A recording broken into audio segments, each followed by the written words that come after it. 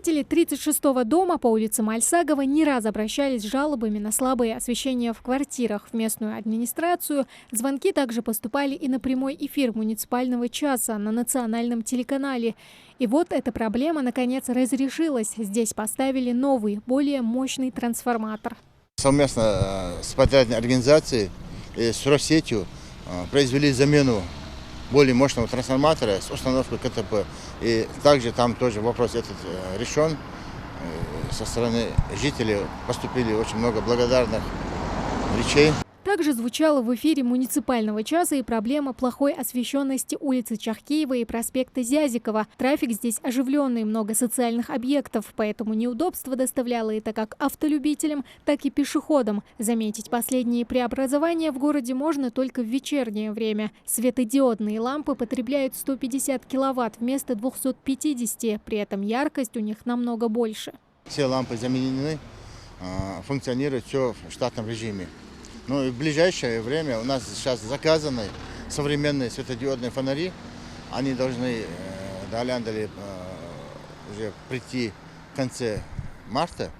И где-то в середине апреля, мы думаем, от Кулиева до Базоркина, центральной мечети, все это будет заменено на современные. Также мы уже заменили по улице Чахкиева от Кулиева до Базоркина. Еще одна проблема, которая волновала жителей столицы – бродячий скот на центральных улицах. Парнокопытные нарушители портят облик города, топчут насаждения, ломают саженцы. Для них решено было организовать штрафстоянку.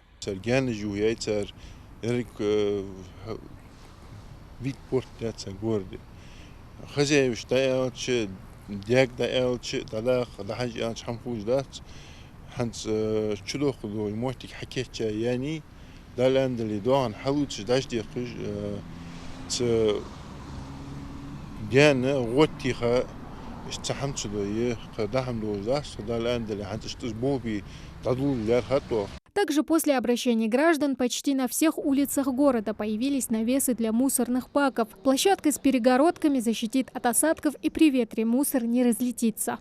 По городу у нас всего 44 мусорных площадок, 28 уже установленные модульные ограждения, очень хорошие, красивые, придают вид города. 16 еще работаем, должны установить в дальнейшем. Жители хотят, чтобы у них в городе было не просто чисто, но и красиво. Поэтому они также вышли с обращением к местным властям с просьбой озеленить дворы в МКД. У нас 10-й микрорайон. Несколько лет мало уделялось вниманию этому микрорайону, и оттуда были просьбы жителей. Будут охвачены не только улицы, но и дворы в 10-м микрорайоне. Потом по Мальсагова 54А были просьбы жителей. Потом по Кулиева 7 во дворе были просьбы жителей. Озеленять дворы, скверы, аллеи и улицы Зеленхоз начнет уже в ближайшее время. Почву под будущие насаждения уже разрыхлили. До сих пор мы занимались подготовительными работами.